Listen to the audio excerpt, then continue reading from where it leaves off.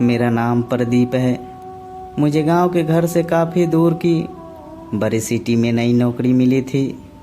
इस शहर में भाड़े का घर लेकर रहने लगा। पड़ोसी के तौर पर घर के सामने ही एक घर था जिसमें एक बुजुर्ग जोड़ा रहता था।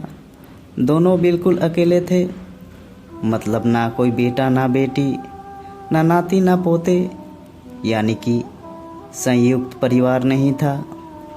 मैं एक संयुक्त परिवार का सदस्य था, इसलिए मुझे अक्सर उनके बारे में विचार आते रहते थे।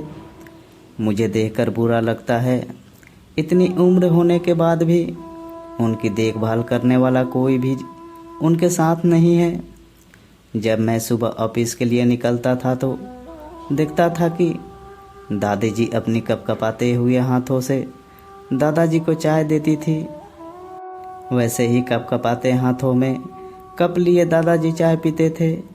वहाँ पर रहते हुए कुछ दिन होने के बाद मुझे पता चला कि यह दोनों मिलजुल के धीरे धीरे घर के सारे काम करते थे।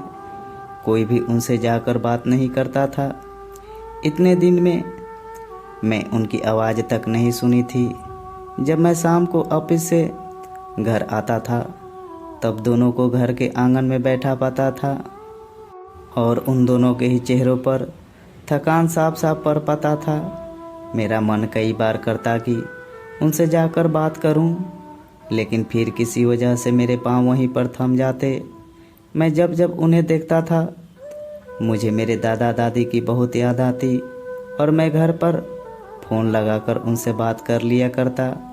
एक संडे जब मुझे ऑफिस में छुट्टी थी तो मैंने देखा दादी जी काम कर रही थी, लेकिन उन्हें रोज़ की अपेक्षा आज काम करने में कुछ ज़्यादा ही तकलीफ़ हो रही थी। मैंने उनके पास जाकर पूछा कि दादी जी, आपकी तबीयत तो ठीक है ना? क्या मैं आपकी कोई मदद कर सकता हूँ? उन्होंने कोई जवाब नहीं दी। मैंने दोबारा उनसे पूछा, बताइए दादी जी, मैं क्या करूँ आपके लिए? उन्होंने फिर भी कोई उत्तर नहीं दिया। मुझे काफ़ी आश्चर्य हुआ। कुछ मिनटों बाद दादाजी वहाँ आए और वो भी कुछ नहीं बोले।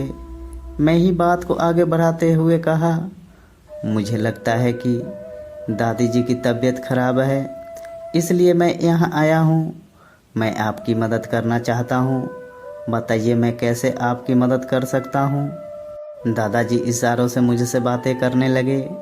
उन्होंने इशारे से मुझे बताया ये दादी जी सुन और बोल नहीं सकती। उन्होंने ये भी बताया कि वो खुद भी बोल नहीं सकते, वो सुन सकते हैं, मेरी बात समझ सकते हैं।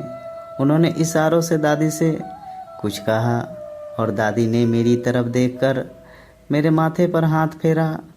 मैं उन दोनों की तरफ देखते ही रहा और न जाने कब मेरे आंखों से आंसू बहने लगे। उस दिन के बाद जब जब मुझे समय मिलता मैं उनके पास चला जाता। वो मुझ पर बहुत प्यार बरसाते। अब तो मुझे उनके इशारे की मीठी भाषा भी बहुत अच्छे से समझ में आने लगी थी। एक दिन मैंने दादाजी से पूछा कि वो अकेले क्यों रहते हैं, क्या उन्हें कोई औलाद नहीं है? दादाजी ने दादी को इशारे से समझाया कि मैंने उनसे क्या पूछा।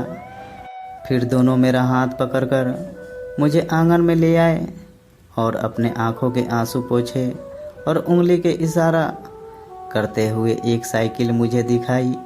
साइकिल को देखकर मैं समझ गया कि उनके परिवार वाले उन्हें छोड़कर कहीं जा चुके हैं और अब उनके हिस्से में केवल यादें ही बची है। उन्हें रोता हुआ देखकर मैं भावुक हो गया और मैंने दोनों को गले से लगा लिया।